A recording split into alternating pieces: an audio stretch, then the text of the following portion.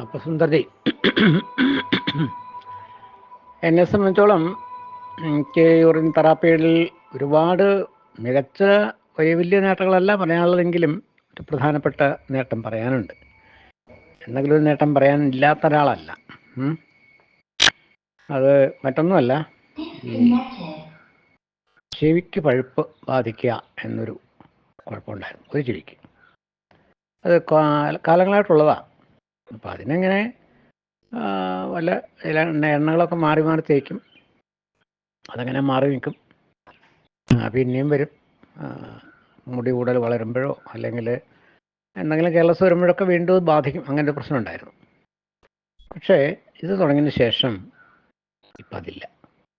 അത് പൂർണ്ണമായിട്ടും മാറി തന്നെയല്ല ഡ്രൈ ആയിട്ടിരിക്കുന്നു എന്നുള്ള വ്യത്യാസമുണ്ട്. മറ്റേത് നമുക്ക് ചെവിക്കായം ഒന്നിങ്ങനെ അടിയും അതിനൊരു ഒരു വെറ്റ്നെസ് ഉണ്ടല്ലോ. ഇതിപ്പോൾ ആ ഒരു പ്രശ്നമില്ലാതെ ഡ്രൈ ആയിട്ടിരിക്കുകയാണ്. പലപ്പോഴും ചെവിക്കായം പോകുന്നത് തന്നെ ഡ്രൈ ആയിട്ടാണ്. അങ്ങനെ ഒരു പ്രത്യേകത എനിക്ക് കാണാൻ കഴിഞ്ഞിട്ടുണ്ട്. അതുതന്നെയാണ് എനിക്ക് അതേ സംബന്ധിച്ച് പറയാനുള്ള ഒരു വലിയ തെളിവ്. പിന്നെ നമ്മളെ സംബന്ധിച്ചോളം നമ്മൾ ഇതിനെ സംബന്ധിച്ച് പലപ്പോഴും പരിപാടികൾ അറ്റൻഡ് ചെയ്യുകയും കേൾക്കുകയും മനസ്സിലാക്കുകയും മറ്റുള്ള സ്ഥലങ്ങളിലേക്കൊക്കെ അത് വ്യാപിപ്പിക്കാൻ ശ്രമിക്കുകയൊക്കെ ചെയ്തുകൊണ്ടിരിക്കുന്നു. പിന്നെ അതിൻ്റെ വിജയം എത്ര കണ്ട് ശതമാനത്തിലുണ്ടെന്നുള്ളത് നമുക്ക് എല്ലാവർക്കും അറിയാവുന്ന കാര്യമാണ്. പിന്നെ ആരെയും നിർബന്ധിക്കാറില്ല.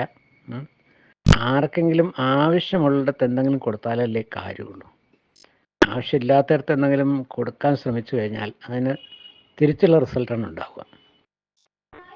അതുകൊണ്ട് നല്ലപോലെ ആവശ്യക്കാരനാണെന്ന് കാണുന്ന ഒരാളുടെ അടുത്ത് നമ്മൾ ഇതിനെപ്പറ്റി പറയുകയും അയാൾക്കത് ബോധ്യപ്പെടുകയും ചെയ്താൽ അയാൾക്ക് പരീക്ഷിക്കാനെങ്കിലും തയ്യാറായി കഴിഞ്ഞാൽ എൻ്റെ റിസൾട്ട് ഉണ്ടാവും എന്നുള്ളതാണ് എൻ്റെ ഒരു അനുഭവം. ഞാനും അങ്ങനെ തന്നെയാണ് മുന്നോട്ട് പോയിക്കൊണ്ടിരിക്കുന്നത്. കിട്ടുന്ന അവസരം ഞാൻ കളയാറില്ല, ആരെയൊട്ട് കമ്പയർ ചെയ്യാറില്ല. ഓക്കെ, അപ്പോൾ ഇതാണ് ഞാൻ പറയാൻ ഉദ്ദേശിക്കുന്ന വിഷയം. ഇനി ഇതിനെക്കുറിച്ച് വേറെ നമുക്ക് പറയാം. ഓക്കെ.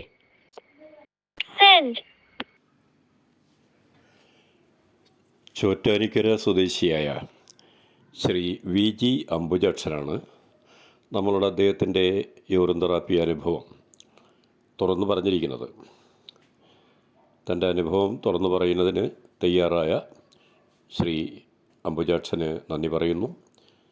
അദ്ദേഹം ജന്മനാ തന്നെ കാഴ്ചശക്തി ഇല്ലാത്തൊരു വ്യക്തി കൂടിയാണ്. അദ്ദേഹം തൻ്റെ അനുഭവം പറയാൻ തൻ്റെ അടുത്തോടെ വന്നതിന് അദ്ദേഹത്തിന് നന്ദി അറിയിക്കുകയാണ്.